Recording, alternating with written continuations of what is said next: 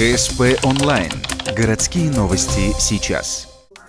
В поселке Водный торжественно открыли Дом культуры. Первый раз такое мероприятие прошло здесь больше 40 лет назад. Тогда новый ДК принял своих первых посетителей, а в 2017-м он пережил второе рождение. Новогодние праздники местный концертный зал встретит в совершенно другом, в современном обличии. С такими комфортными креслами, с великолепной одеждой сцены. Я уверена, что с не менее великолепным оборудованием, профессиональным, звуковым, световым.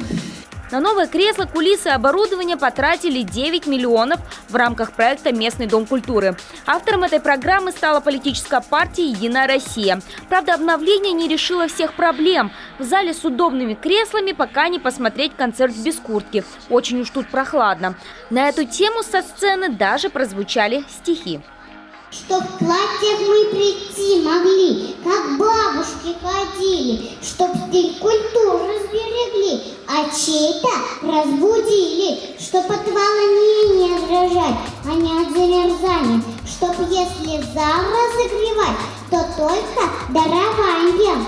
Тут же поступило и обещание куратора проекта. Не сразу, конечно, но в зале потеплеет. Ваш Дом культуры опять попадает в этот проект. Я думаю, за счет тех средств, которые закладывать будут на следующий год, у вас, наверное, что-то тут все равно, я точно не могу сказать. Я думаю, что будет, скорее всего, тепло, наверное.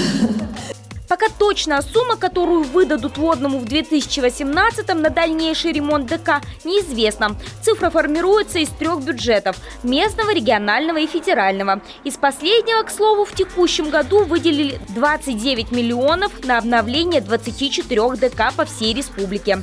В нашем муниципалитете повезло только водненцам, но, возможно, в программу попадут и другие дома культуры. Проект продлится до 2019 года.